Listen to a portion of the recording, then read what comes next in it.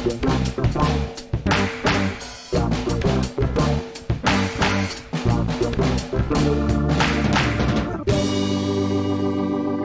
welcome to Star Wars Spelled. I'm your host, Josh Chapman, and today we're on the Skypes with... Now, let me just check my notes here. He's not the new CEO of Disney. I think I've been given incorrect information here, but one of my main motivators, Dallas Wood. How you going, boy? Hey, what's up? Hey, Troy Dunn. Hey! That's just the greatest shit. How many podcasts are going to get started now that's called the Hey Babu Frick podcast? I know. Hey, with Babu Frick. Hey. You think that's what he sort of like DJs on the side and stuff like that? Just he's got his own like pirate radio station or something. I would go to that party. Oh yeah, spinning. Do you think about him as like the equivalent of like Star Wars DJ Skrilla? Hey, droid party! I thought he'd be more like a Little John, kind of like, yeah, what? Okay, hey. It's like, I want to party with that guy. Me too. I mean, he made C-3PO awesome for me.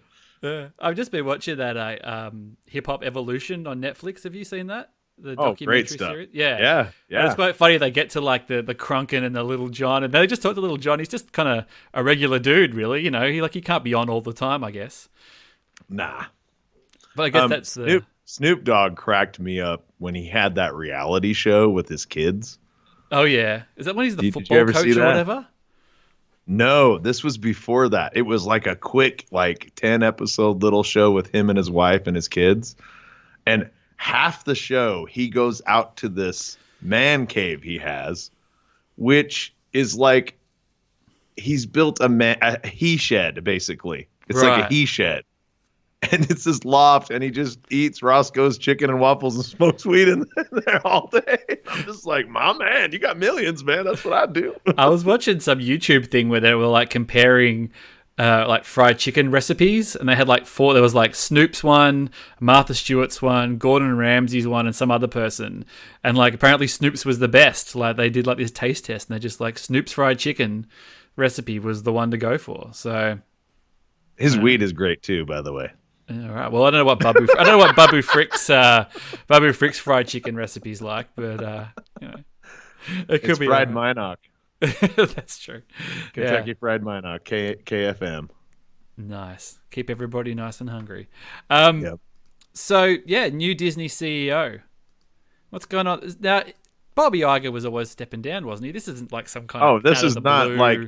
We've been hearing about this happen in the last 4 years. Yeah. He was kind of like, I'm going to do it. I'll just... Like, he's kind of almost been hanging around longer than he was going to, hasn't he? Like, every time something sort of comes up, he's like, I'll just hang around a little longer, steer the ship. You saw how much money they make, right? He's got to get that bonus. I mean, we were just talking about, like, any typical CDO who runs a multinational billion-dollar company has an astronomical salary. So... to ask the guy who's getting paid in shares and part of his future income is based on how good the company does, I can see why he's a little tentative at times during transitions to step down. But that's maybe a good thing now. They're in a position where they feel like it's the right time. Yeah, it's not the Bob Iger show, even though this is his favorite podcast. You may not know that, I Dallas, bet it is. But you know, like. He got Marvel in. He got Star Wars in. He's got Disney Plus going. Like, granted, there might have been a few little missteps along the way, but on the whole, it's turned Disney into like the media company in the world, hasn't it? Really? Yeah. Like you can't. They're massive. I mean, like I said, multinational. They have projects they do in countries that you never would have seen. Like, I'm sure they have Ukrainian television shows. Oh, like, yeah, they're that big. You know. Yeah, exactly. Welcome to Good Morning Ghana. Presented by Disney. Presented by Bob Iger. I think it's like, man, did you know Bob Iger hosts a talk show in Ghana, of all places? He just, I could see that. Yeah, he just does it for fun. Yeah. So how's your Star Wars life going post Rise of Skywalker, mate? How's it feeling in this sort of little downtime? You know, now things are starting to ramp up again. It's been nice to take a little breath. Man, I don't ever take a break from Star Wars. So for me, it's like I don't want to. I kind of like the idea of a break from a movie for a minute. Mm-hmm. I honestly I'm tired of the drama online, Yep. and a break from a movie seems like an appropriate time for that division in the fandom to take a rest for a little bit. Yeah. Yep. And I don't see the Mandalorian has definitely proven that when there's disappointment in a chapter, it's very short-lived because there's another chapter coming in the story. Yeah. Yeah. Like when everybody wasn't a fan of the Tatooine episode, like immediately we went into the sixth one, and there's like that whole ship thing, which is a completely different feel and vibe to the show. Yeah. Just being able to evaluate that type of stuff instead of having to deal with unreasonable hate for a saga film or unreasonable love for a saga film, however you are on. I don't care which one you are on. Just enjoy Star Wars and we'll be fine. And it's just that, like, I've said this a couple of times in here. It's the pressure of the finality. It's just like you can't pin your hopes on the next one when you get to the last film, whether if it doesn't go the way you want it or you don't get what you want, or like it's like you can't go, shit, well, at least they'll get it right the next one, or maybe this will happen. It's just like now it feels like people who didn't quite jive, they're going like, oh, maybe the book will give me something that wasn't there, or it'll fill in the dots and do stuff. But we've got the Mandalorian, like I said, is a good example of like, hey, didn't like this, you always got next week. I mean, we have talked about this, you and I, how our parents are into the Mandalorian, and they are Star Wars fans. They did see the original films and enjoyed them, but they created two super fans. But at the same time, they've kind of come back around to the saga by watching this show that's just a Western, really. I mean, that's how I sold it to my dad. I'm just like, oh, it's just a Western. Like, you'll like it. It's got like, all this kind of stuff. But he did like struggle with it. He thought it was Boba Fett. He thought that was Yoda. Was like, why is Yoda young? Why is that guy from the other movie in there? There was a little bit of, and I don't live with my parents. To be expected. Yeah, and I don't live with them. Like I couldn't just sit there at the time, watch it with them, go, oh, like, nah, this is a different dude. Da, da, da, da. But it didn't seem to ruin the enjoyment or anything. I just kind of ran with it, really, and which is good. It's that's what you want. You want to be able to just get those casual fans. Like, I mean, amazing for them to be able to. Do you reckon more was riding on the Mandalorian internally than maybe we got the impression at the time? Like, I don't know how you couldn't think. I don't think how you could not think that, because they're launching a streaming service in one of the most competitive things. Everybody's got a streaming service or a streaming channel. Yeah, like it had to be Stranger Things, didn't it? Like it had to be strange. Like it had to be that, and it's I can't help but think it's bigger than Stranger Things already. Yeah, but it had to be that level of like cultural impact. Mm-hmm. Yeah, and and you go, oh well, Star Wars, of course it's going to, but at the same time, it's like, hey, there's no guarantees. Is Star Wars? It's like heaps of other Star Wars shit doesn't land. It's funny we say this, and yet Disney Plus was crashing all day the day it launched. Mm. And I feel like they almost didn't anticipate how popular it was going to be, because I did read an article, and they had interviewed one of the executives who's over Disney Plus, that part of Disney, and he said, we anticipated 10 million subscriptions, not 24. Yeah. And that was like, it was funny that for the first like 20 minutes that launched, the story was, they've screwed the pooch here. The platform's fallen over. They don't know what they're doing. It's a disaster. And then as soon as that baby Yoda popped out of that thing, no one was talking about how the platform went down. It was just like, holy, did you see that baby Yoda? Yeah. I know there's guys on the internet who spent weeks thinking of how they were going to write when because I'm sure they were thinking, this is going to crash. What's my It's got to here? crash. Yeah. Not everybody's. So I'm going to write a narrative, and I'm going to get it out there and get clicks to my YouTube channel. And then Baby Yoda came up, and I'm like, fuck, we didn't know about that. And Yeah. then they just forgot about it. And it's like, where do we get our T-Public store with the Baby Yoda stuff we can cash in until they shut us down? Yeah. I know. I completely missed the boat on that. You guys are a lot quicker You are on the that. king of that. And how did you miss the boat on that? I'm glad I got to come on this show and say that because you are the merch king, sir. I haven't done anything for a while, actually. I was trying to think of a Rise of Skywalker angle, and I just could not think of anything. I've got a bunch of the sport ones still. I've still got to roll out because football season here in Australia is about to start again. So, Are you going to do any rugby? well, I will rock an Australian national rugby team Wallabies shirt, one, even or though I'll wear a Wallabies one, even though I'm an All Blacks guy. all right, I'll look into that. But I've got to. Yeah, there's still a few AFL teams here I've got to do before the season starts, so I've got a couple of weeks. But pressure's on. I mean, I've got freaking time because I'm on parental leave, but that's another story where I've got time but I got no time. What's that anyway? Yeah, exactly. So have you been lighting up for all the merch stuff? Like, geez, they no Rise of Skywalker stuff from that toy fair. Have they just is Rise of Skywalker just in the past now? Is that it? Like, I thought there'd be like a Poe Dameron in his sexy freaking adventurer outfit. There'd be a Rey with the hood. Well, like, there's nothing. Well, I feel like they're actually being smart and slow burning it. Yeah, you reckon? Well, you're gonna have only so much merch you can produce from Clone Wars, and I can't imagine as much as you and I and most of the people who are listening to this are going to be excited about the Cassian series. I don't think it will be as big as the Mandalorian because they won't be able to pull the Baby Yoda pigeon out of the hat, a rabbit out of the hat on that show. They can't rely But on... I don't want them to. I want that show to be a spy show. Yeah, and they can't rely on Catherine Neen to buy all the merchandise, herself. Like, there's only so much that she can get, so other people are going to have to chip in. Oh, yeah. She's one of my favorite people. Oh, she's awesome. Shout out, Catherine, if you're listening. I know you are. She's always tunes in. But I'm really interested in the Cassian one. Like I said, the spy show really, there's a lot of potential there. Like, I'm glad that they stuck with it. I know that it was a bit of like, oh, it's dead. It's a bit of a mess and nothing's happening. Like, I'm glad that they ironed out the kinks.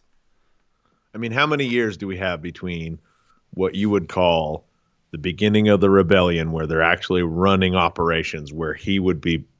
There's many years that we could do this show. They could do several seasons. There's enough timeline there. Where it actually, like, the point where they become like a real disruptive service. You know what I mean? Like, a point where Let's see how that goes down. Yeah, what is this? Like, the Empire's just going about their day, and all of a sudden it's like, hey, someone keeps sabotaging our shit and stealing our supplies, and what's going on? Like, what is this? Also, I don't think we've seen the scope of the Empire's tyranny and how menacing they are to the average everyday person, to the point where they would be willing to risk their life to do these sort of missions. Yeah. I want to see that. And also there'd be like people on the other side who are just like, you know what, this Empire is pretty good. Shit's running, things are fine. It's all right for me. Like, I'm doing all right. They experimented with that with Resistance, with Tam and her joining the First Order. I mean, I'm open to seeing the Imperial version of that. Like, what do you want to rock people the boat that for, aren't dude? happy the rebels are fucking shit up. Yeah, it's just like, hey, you came and things were fine. It was you want to come and ruin it for us? Yeah, and then the old Obi-Wan. I'm bummed that we're not going to get any Obi-Wan stuff at Celebration now, I reckon. I don't think they'll even bother having... Like, what are they going to show? Like, there's nothing. Like, I kind of thought originally when it was supposed to be filming, they'd have a little something to show at Celebration, even if it's just, photos of Ewan McGregor standing in the desert, with a bit of gray in his beard. But I think he's going to be there. Oh, you reckon? I think they're going to have a panel and he's going to be there. It makes sense. You don't have a movie coming out. You got to pull out all the stops for this one. Are we supposed to find out what's going on with this movie soon? Weren't we supposed to find out? Weren't they going to say something about this? There was the rumors. Like, now we know that, obviously, we're recording this and Project Luminous dropped yesterday, and we know it's a bunch of books. We know it's the High Republic. And at the time there was some sort of cross rumors that maybe that's what the movies were going to be about. Do you reckon the next movie is going to feed off that, or are they just going to totally wait and see how these books go down? I mean, they've got to do something. Like, they've got to start doing, like, movies take years. Like, they've got to start rolling something soon. Something's got to happen in the next couple of months. The last thing I had heard was the plan was to drop a Star Wars movie in 2022. So if they're going to do a film, they've got to have an idea of what they're going to do in the next 6 months. So it would, I found it really odd that they're doing Celebration so close to Chicago. Like, I kind of thought we would get like another year in between like we did last time. So to get it not in April or May, but now we've moved it over to August, there's got to be some kind of thinking behind that. And all I can think is, well, we got a new season of Mando coming out, so that's an opportunity to take advantage. But the other thing has got to be that they want to really announce whatever this movie is going to be that they're going to release in 2022. Yeah, I mean, December of 2022. So it's really almost 3 years away. Yeah. Because we're in February of 20, so... 21, 22, yeah. So if they're going to drop anything in August, they've got to have their absolute ducks in a row ready to roll by then. Like, you know, these discussions have to... You know, shit leaks already. So I feel like that it'll be a preliminary announcement of a director and writer, and it might be Ryan's project. Oh, that'd be good. That's definitely not been killed. I finally got around to seeing Knives Out. Jeez, that movie was good.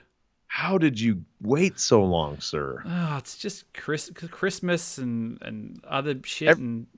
Everybody listening, as a person who is not I like Agatha Christie, but I don't read Agatha Christie novels. Any movie I've ever seen that was based on one of her books, I've enjoyed thoroughly. And I've read a few books, but I don't go to that well. Too much Star Wars to consume. But you can really see Ryan saying, okay, I'm not Agatha Christie. I don't want to make an Agatha Christie movie, but I want to make one in that spirit and it be funny. And if you don't even have to like that style of movie, this is a raucous, fun, good time. Well, I've just been recommending it to anybody now. Like, you know, to the in-laws and my parents and like people just like... I went with my parents because I knew they would like it because my mom likes that. She reads Agatha Christie. So I thought my dad will enjoy it because it'll have descriptive video. He's legally blind, so he has to play here. So anyway, we go and see it, and my wife, everyone's like, why don't they make movies this good? Yeah. Well, and then it does huge bank, and then, you know, like, you get an Oscar nod, or Oscar nomination, and sequel announcement. Yeah, they got to be careful, Disney. They might lose him. I mean, good on them for having the foresight to spotting the talent, you know, when he's doing Looper and they're doing the distribution for this film somehow. I feel like I haven't looked into it, but I feel like they're connected to this Knives Out production somehow. I mean, he's the ace up the sleeve, I reckon. I think that's the other thing, is that they're kind of like, hey, if we're throwing a bunch of new stuff out here, like we've got Mandalorian, we've got a really good base for that now. If it's not Rian Johnson doing this next movie, and we're going to play with a new time period and we're going to take some risks, at least we know that we've got, you know, if it all goes pear-shaped, we've got Rian Johnson that we can pull out of the hat if we need to have a backup plan. But, you know, I want him back now, really. But at the same time, it's like, you know, he's still a pretty reasonably young guy as well. Like, he's probably only in his early to mid-40s. So makes me wonder what I've done with my life. But anyway, it's... Yeah, that's when I see those coaches for professional teams that are like 35 years old. And they're like, what it was like, you know, when you see... you know, Australian rules when they do the draft, and it's like, oh, this kid was born in 2002, and just like, yeah, I think my opportunity to play professional sports has probably left me by. I know you dabble back in the day, Dallas, and I was never much of a sportsman. You kind of go, oh, look, you know, if I got it together, I'd still be okay. And it's like, yeah, now you're looking at the coaches going, oh, okay. I mean, I made $35,000 a year playing baseball. It's hardly professional sports. Hey man, you do what you love, you know. It was definitely in the organization. Yes, it was in the vein. But I remember, like, I got called in baseball. They call it getting called up. Yeah. And at the end of a season, so the season will end like August, September, and you know they'll go into the playoffs at the end of September, and the World Series will be end of October, 1st of November, right? Mm-hmm. So they would call some of the teams that were kind of maybe making a playoff push, call up some of their younger talent to see if they wanted to bring them back to the next season and start them as rookies. And so I got to go that end of that year. And we went from riding on buses and eating McDonald's to the Ritz-Carlton and flights on private planes, chartered planes. No, like for the longest time, I couldn't fly and enjoy it at all because the one You got time the I flew on taste. one of the, Yeah. it's not a private jet like a millionaire would be on. It's a commercial jet, but there's nobody but the 30 or 40 people that are on the plane. It Yeah. fits 300 and there's 40 of you on it. That's a nice leg It room right there. it's custom too. There's like bigger, everything's a first class seat. Like all the seats are, it's like a jet. Have you ever flown JetBlue? Do they have the equivalent of that down there Is where that they're just all like the budget, like the Ryanair or the Tiger no, Air? it's like a value, but not budget. Like meaning like we're going to give you, instead of have 3 rows of seats with no leg room, you're going to get 2 seats with lots of leg room. Oh, okay. That's pretty good then. Yeah. Like kind of hey, we're going to keep the prices reasonable, but you're going to get a better experience. Well, I actually managed to get a Qantas flight to Celebration this year, which is which is a little bit nicer because I think I flew United last time, and yeah, they're not amazing United, but Qantas is a little bit nicer. Our nation's That's what I hear. Yeah, so I hear. The flight won't be too bad because we go direct to LA this time. Like last time I did the 14 hours to LA. It's like, great, now you got another 8 hours to Chicago. I'm like, oh, great. Okay, well, I'll go stretch my legs for 5 minutes and get back on the bike. Now, are you driving to Celebration? Yeah, it's 10 hours. That's not bad. Are you doing a little road trip? Are you picking some people up along the way? Yeah, so Claire Stribling from the Imperial Senate Pod is going to join me with Hello, her Claire. boyfriend. I was going to have David Strutt, but apparently like home remodeling and a lot of other things. There's a couple co-pilots in the works. But we're definitely going to stop in Las Vegas because it's 5 hours from Salt Lake City. I live in Salt Lake City, Utah. Yep. And so it's 428 miles to Las Vegas from my home, and then another 385 to Los Angeles from there. So it's if you were to drive straight, but we're not going to. We're going to stay in Las Vegas one night and blow all your toy money or double it. Oh, you don't gamble in Las Vegas and expect to win. You go to the local little podunk towns in the gas station and you take $40 in there and bet hard. You'll win money. We're more likely to win money doing that than you would ever in a Las Vegas casino. Good thing I don't work for the casinos because I'm totally against it. Oh, well, good. I don't want to see you at Celebration like the first night with a glum look at your face like, dude, I just lost all my toy money. Marijuana is legal in Nevada and California. I would much rather spend my money on that. At least you get something out of it. A real high. It feels like it's still so far away. Like, I think, we'd be getting close. If it had been in April again, it'd be right around the corner. Like, it feels like... I'm panicking because it's 7 months away. Yeah. Like I mean, I'm not financially ready, but I'll be there. This coronavirus thing is absolutely screwing us because Australia is so dependent on China for our economy these days that like our Australian dollar is just dropping and dropping against the greenback. Like by the time I get to LA, it's going to be like 2 for 1. It's going to be like, enjoy that $25 beer and friggin' it's just going to be, it's going to be painful. Because, if I can get the exclusive, if they do an exclusive Black Series again, I'll get one of those and then I'll pick my battles, I think. Well, good news for you. I'm going to bring beer to this celebration too. Only the difference will be it won't be packed into a suitcase going on a plane. Oh, it'll be in a car, in a cooler. Where are you guys? Now, we spoke before and you said that you've got the accommodation sorted. Like, how close are you to the convention center? Wow. Nice. Yeah, you're about similar probably where you are. I'll have to figure out. We'll have to do the old get the map out and figure out where we all are. The Canto Bike girls hooked up our combination.